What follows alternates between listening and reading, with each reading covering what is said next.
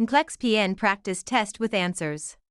Question 1. A 4-year-old child is brought by her grandmother in the emergency room due to fever, chills, and difficulty walking. The nurse tries to remove the excessive clothing of the child but is reluctant. After a thorough assessment, the nurse also noted bruises around the genital area. Which of the following interventions should the nurse do first? Collect the clothing and underwear of the child. Provide privacy and disregard the behavior of the child. Inform the law enforcement for a possible child abuse. Record all the findings. Nurses are mandatory reporters of suspected child abuse. The priority is to report the findings to the appropriate authorities or child protective services to ensure the safety of the child. Question 2. A client receiving hydrochlorothiazide is instructed to increase her dietary intake of potassium. The best snack for the client requiring increased potassium is pear, apple, orange, avocado. Avocados are an excellent source of potassium, containing significantly more potassium than oranges, apples, or pears. Hydrochlorothiazide is a potassium-wasting diuretic, so foods high in potassium are highly recommended. Question 3. The nurse is caring for a client following the removal of the thyroid. Immediately post-op, the nurse should maintain the client in a semi-Fowler's position with the head and neck supported by pillows. Encourage the client to turn her head side to side to promote drainage of oral secretions. Maintain the client in a supine position with sandbags placed on either side of the head and neck. Encourage the client to cough and breathe deeply every 2 hours, with the neck in a flexed position. After a thyroidectomy, the client should be placed in a semi-Fowler's position with the head and neck supported by pillows to decrease swelling, avoid tension on the suture line, and promote respiratory function. Question 4. A client hospitalized with chronic dyspepsia is diagnosed with gastric cancer. Which of the following is associated with an increased incidence of gastric cancer? Dairy products, carbonated beverages, refined sugars, luncheon meats. Luncheon meats and other processed or smoked meats contain nitrates and nitrites, which are converted to carcinogenic nitrosamines in the stomach and are associated with an increased risk of gastric cancer. Question 5. A client is sent to the psychiatric unit for forensic evaluation after he is accused of arson. His tentative diagnosis is antisocial personality disorder. In reviewing the client's record, the nurse would expect to find a history of consistent employment, a below-average intelligence, a history of cruelty to animals, an expression of remorse for his actions. Individuals with antisocial personality disorder often have a childhood history of conduct disorder, which includes behaviors such as cruelty to animals, fire setting, deceitfulness, and a marked lack of remorse. Question 6. The licensed vocational nurse may not assume the primary care for a client in the 4th stage of labor, 2 days post-appendectomy, with a venous access device, with bipolar disorder. The 4th stage of labor, immediate postpartum recovery, involves a highly unstable client at significant risk for hemorrhage. Unstable clients require continuous RN assessment and care, which falls outside the scope of an LVN/LPN assuming primary care. Question 7. The physician has ordered dressings with sulfamylin cream for a client with full-thickness burns of the hands and arms. Before dressing changes, the nurse should give priority to administering pain medication, checking the adequacy of urinary output, requesting a daily complete blood count, obtaining a blood glucose by finger stick. Mefenide acetate, sulfamylin, application is known to cause severe burning pain. Administering an analgesic before the dressing change is the priority to manage the client's pain.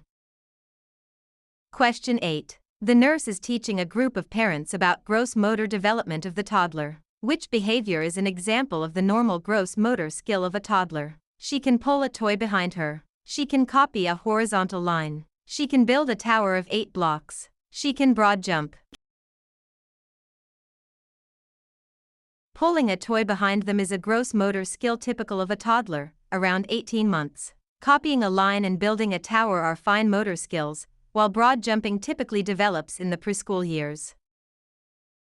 Question 9. A client hospitalized with a fractured mandible is to be discharged. Which piece of equipment should be kept on the client with a fractured mandible? Wire cutters, oral airway, pliers, tracheostomy set. Clients with a fractured mandible often undergo intermaxillary fixation, jaws wired shut. Wire cutters must be kept with the client at all times to cut the wires immediately in case of an emergency, such as vomiting or choking, to protect the airway.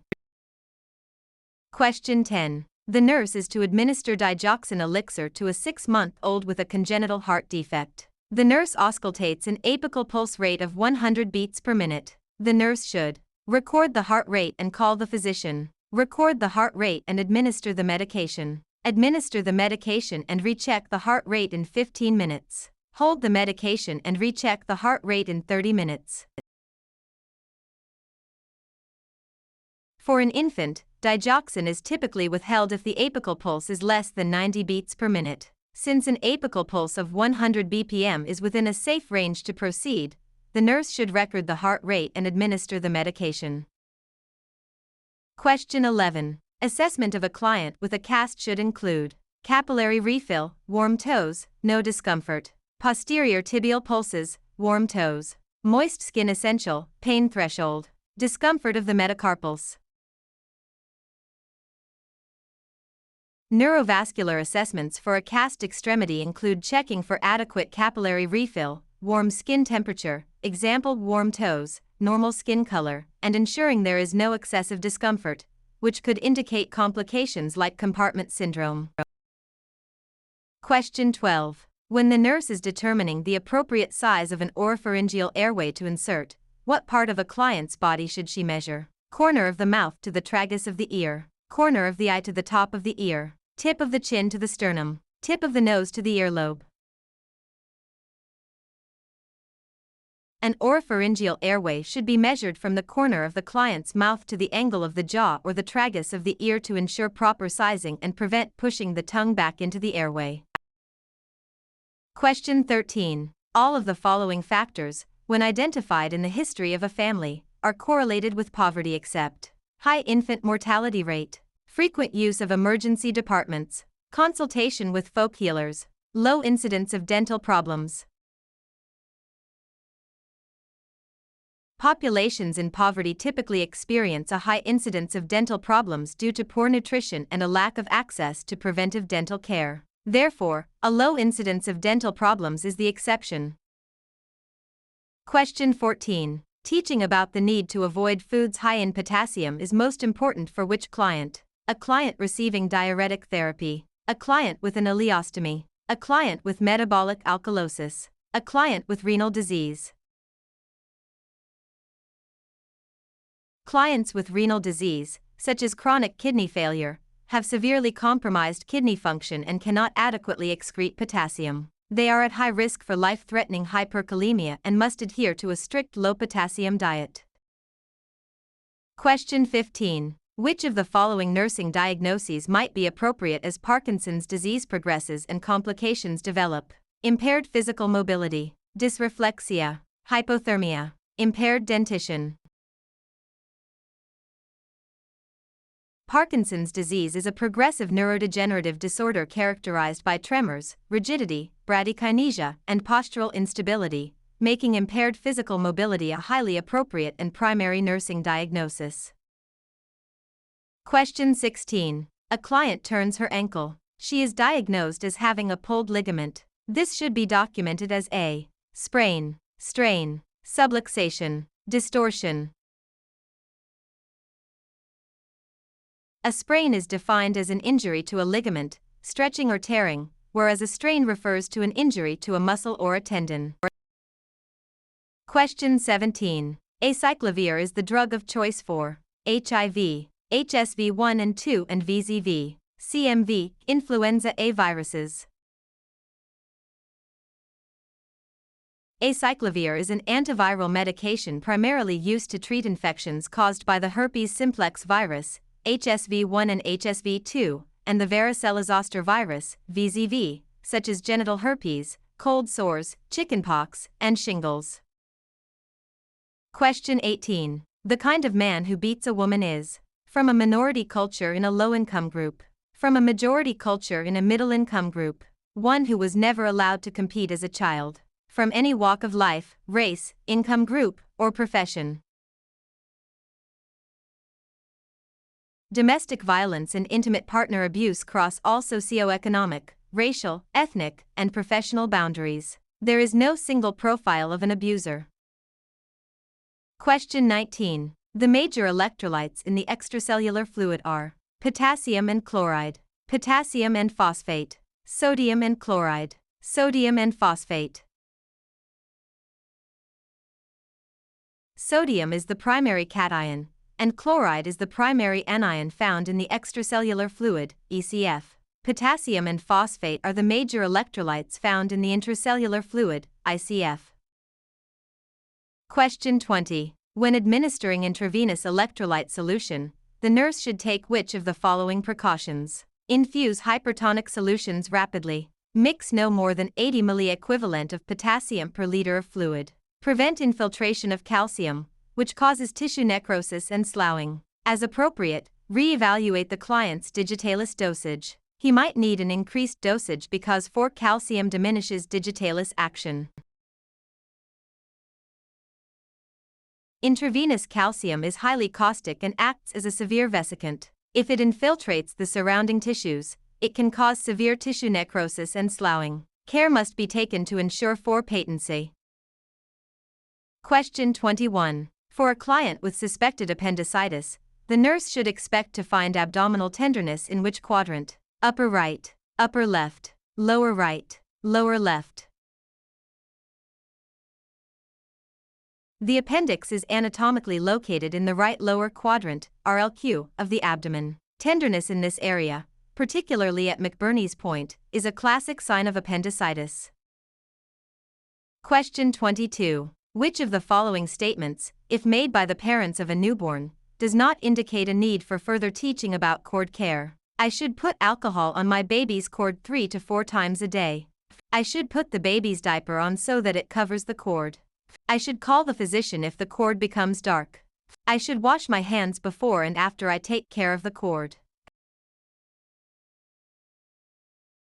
Washing hands before and after cord care is an essential infection control measure, indicating the parents understand proper care. Current guidelines recommend keeping the cord dry without alcohol, folding the diaper below the cord, and understanding that the cord naturally turns dark as it dries.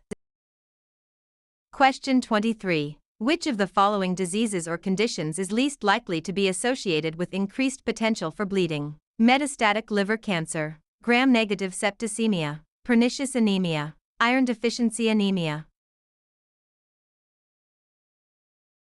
Iron deficiency anemia primarily affects the production of red blood cells due to a lack of iron. It does not typically interfere with coagulation factors or platelet counts, making it the least likely to cause an increased potential for bleeding among the choices. Question 24. Teaching the client with gonorrhea how to prevent reinfection and further spread is an example of primary prevention, secondary prevention, tertiary prevention, primary health care prevention. Secondary prevention involves screening, early detection, and prompt treatment of communicable diseases to halt their progression and prevent their spread to others. Example, contact tracing and partner treatment for STDs. Question 25. Which of the following methods of contraception is able to reduce the transmission of HIV and other STDs? Intrauterine device, IUD, Norplant, oral contraceptives, vaginal sponge. While condoms are universally the best protection against STDs, out of the given choices, the vaginal sponge is the only barrier method. IUDs, Norplant, and oral contraceptives offer zero protection against HIV or STDs. Question 26. Following a classic cholecystectomy resection for multiple stones, the PACU nurse observes a serosanguinous drainage on the dressing. The most appropriate intervention is to notify the physician of the drainage, change the dressing, Reinforce the dressing. Apply an abdominal binder. It is normal to observe a moderate amount of serosanguineous drainage on a surgical dressing immediately postoperatively. The initial surgical dressing is typically changed by the surgeon, so the nurse should reinforce the dressing, mark the drainage, and document. Question 27. Which sign might the nurse see in a client with a high ammonia level? Coma, edema, hypoxia, polyuria. High levels of serum ammonia are highly toxic to the central nervous system and cause hepatic encephalopathy. Symptoms can rapidly progress from confusion and lethargy to profound changes in consciousness, eventually resulting in a coma. Question 28. A 10-month-old child is brought to the emergency department because he is difficult to awaken. The nurse notes bruises on both upper arms. These findings are most consistent with wearing clothing that is too small for the child being shaken, falling while learning to walk, parents trying to awaken the child. Bruising on the upper arms of an infant, combined with a significantly decreased level of consciousness, are classic, alarming signs of shaken baby syndrome, abusive head trauma. The bruises align with where the perpetrator violently gripped the child. Question 29. For which of the following conditions might blood be drawn for uric acid level? Asthma, gout, diverticulitis, meningitis. Gout is an inflammatory type of arthritis caused by the deposition of uric acid crystals within the joints. A serum uric acid level test is a primary diagnostic tool to check for hyperuricemia associated with gout. Question 30. Which of the following might be an appropriate nursing diagnosis for an epileptic client? Dysreflexia, risk for injury, urinary retention, unbalanced nutrition. An epileptic client is at a highly elevated risk for sudden seizures, which can result in abrupt loss of consciousness and uncontrolled motor movements, putting the client at a severe risk for injury. Question 31. A client is complaining of difficulty walking secondary to a mass in the foot. The nurse should document this finding as plantar fasciitis, hallux valgus, hammer toe, Morton's neuroma. Morton's neuroma is a benign but painful thickening of nerve tissue, typically found between the third and fourth toes, causing a sensation of a mass or a pebble in the shoe that creates difficulty walking. Question 32. Which of the following injuries, if demonstrated by a client entering the emergency department, is the highest priority? Open leg fracture, open head injury, stab wound to the chest, traumatic amputation of a thumb. Using the ABCs, airway, breathing, circulation, of trauma triage, a stab wound to the chest poses an immediate threat to breathing and circulation, exampled tension pneumothorax or cardiac tamponade, and takes the absolute highest priority for life-saving interventions. Question 33. When a client needs oxygen therapy, what is the highest flow rate that oxygen can be delivered via nasal cannula? 2 liters/minute, 4 liters/minute, 6 liters/minute, 8 liters/minute. The standard maximum flow rate for a conventional nasal cannula is 6 liters per minute, which delivers an FiO2 of approximately 44%. Flow rates higher than 6 L/min can cause severe nasal mucosal drying without significantly increasing oxygen concentration. Question 34. A woman asks, how much alcohol can I safely drink while pregnant? The nurse's best response is, the amount of alcohol that is safe during pregnancy is unknown. Consuming 1 or 2 beers or glasses of wine a day is considered safe for a healthy pregnant woman. Drinking 3 or more drinks on any given occasion is the only harmful type of drinking during pregnancy. You can have a drink to help you relax and get to sleep at night. There is no known safe level of alcohol consumption during any stage of pregnancy. Complete abstinence is strictly recommended to prevent fetal alcohol spectrum disorders, FASDs. Question 35. The nurse is assessing the dental status of an 18-month-old child. How many teeth should the nurse expect to examine? 6, 8, 12, 16. A general rule of thumb for estimating the number of deciduous teeth in an infant or toddler is the child's age in months minus 6. For an 18-month-old, 18 to 6 equals 12 teeth. Question 36. A diet high in fiber content can help an individual to lose body weight fast, reduce diabetic ketoacidosis, lower cholesterol, reduce the need for folate. Soluble dietary fiber binds to cholesterol particles in the digestive system and promotes their excretion, thereby helping to lower overall serum cholesterol levels. Question 37. What do the following ABG values indicate? pH 7.38, P2 78 mmHg, PCO 236 mmHg, and HCO 324 milliequivalent/L. Metabolic alkalosis, homeostasis, respiratory acidosis, respiratory alkalosis. All of these primary arterial blood gas values are within normal limits, pH 7.35 to 7.45, PACO 235 to 45, HCO 322 to 26, indicating acid-base homeostasis. Though the PAO2 is slightly borderline, the acid-base balance itself is normal. Question 38. Ashley and her boyfriend Chris, both 19 years old, are transported to the emergency department after being involved in a motorcycle accident. Chris is badly hurt, but Ashley has no apparent injuries, though she appears confused and has trouble focusing on what is going on around her. She complains of dizziness and nausea. Her pulse is rapid, and she is hyperventilating. The nurse should assess Ashley's level of anxiety as mild, moderate, severe, panic. Severe anxiety is characterized by confusion, extreme difficulty focusing or concentrating on the environment, and prominent physical symptoms such as dizziness, nausea, rapid pulse, and hyperventilation. Question 39. What interpersonal relief behavior is Ashley using? Acting out, somatizing, withdrawal, problem solving.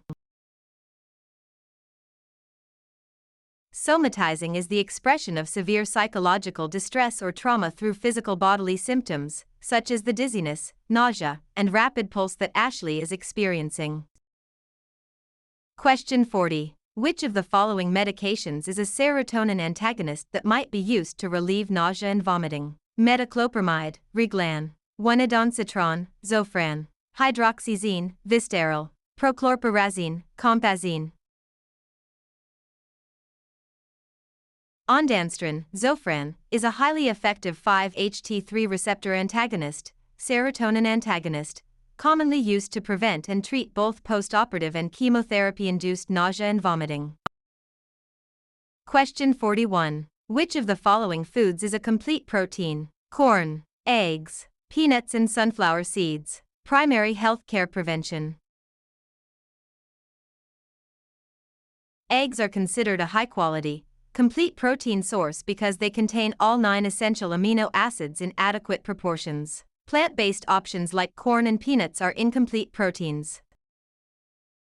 Question 42. Which of the following is an appropriate nursing goal for a client at risk for nutritional problems? Provide oxygen, promote healthy nutritional practices, treat complications of malnutrition, increase weight. For a client merely at risk for nutritional problems, the primary nursing goal is prevention. Promoting healthy nutritional practices prevents actual malnutrition or weight loss from occurring. Question 43. An appropriate intervention for the client with suspected genitourinary trauma and visible blood at the urethral meatus is insertion of a Foley catheter, in and out catheter specimen for urinalysis, avoided urine specimen for urinalysis. A urologist consult. Visible blood at the urethral meatus is a hallmark sign of urethral injury. Catheterization is strongly contraindicated as it can cause a complete transection of a partial urethral tear. A urologist should be consulted immediately. Question 44. Which of the following is the primary force in sex education in a child's life? School nurse, peers, parents, media. Parents are recognized as the primary and most influential force in a child's early sex education, shaping their foundational values, attitudes, and understandings regarding sexuality. Question 45. Which of the following conditions is mammography used to detect? Pain, tumor, edema, epilepsy. Mammography is a specialized, low-dose X-ray imaging technique specifically used to visualize breast tissue to detect tumors, cysts, and microcalcifications, aiding in the early diagnosis of breast cancer. Question 46. All of the following should be performed when fetal heart monitoring indicates fetal distress except: increase maternal fluids, administer oxygen, decrease maternal fluids, turn the mother. Decreasing maternal fluids is completely contraindicated. Standard intrauterine resuscitation interventions for fetal distress include increasing fluids to expand maternal blood volume, administering oxygen, and changing maternal position to improve placental perfusion. Question 47. How often should the nurse change the intravenous tubing on total parenteral nutrition solutions? Every 24 hours, every 36 hours, every 48 hours, every 72 hours. Total parenteral nutrition, TPN, solutions are highly concentrated in dextrose, creating an ideal environment for rapid bacterial and fungal proliferation. Therefore, the CDC recommends changing TPN tubing in the bag every 24 hours to prevent central line-associated bloodstream infections. Question 48. A client with Kawasaki disease has bilateral congestion of the conjunctiva, dry cracked lips, a strawberry tongue, and edema of the hands and feet followed by desquamation of fingers and toes. Which of the following nursing measures is most appropriate to meet the expected outcome of positive body image? Administering immune globulin intravenously, assessing the extremities for edema, redness, and desquamation every 8 hours, explaining progression of the disease to the client and his or her family, assessing heart sounds and rhythm. Explaining the disease progression, including that physical changes like the desquamation, peeling, of the fingers and toes are temporary and an expected part of the healing process, provides reassurance and supports a positive body image. Question 49. The nurse teaching about preventable diseases should emphasize the importance of getting the following vaccines: human papillomavirus, genital herpes, measles, pneumonia, HIV, mumps, syphilis, gonorrhea, pneumonia, polio, pertussis, measles. Polio, pertussis, whooping cough, and measles are highly contagious, preventable diseases for which standard, highly effective vaccines are routinely administered globally. Currently, there are no approved vaccines for genital herpes, HIV, syphilis, or gonorrhea. Question 50. A teenage client is admitted to the hospital because of acetaminophen, Tylenol, overdose. Overdoses of acetaminophen can precipitate life-threatening abnormalities in which of the following organs? Lungs, liver, kidneys, adrenal glands. Acetaminophen is primarily metabolized by the liver. In massive overdoses, the normal metabolic pathways are saturated, leading to an accumulation of a highly toxic metabolite, NAPCI, that causes severe, life-threatening hepatotoxicity, liver failure.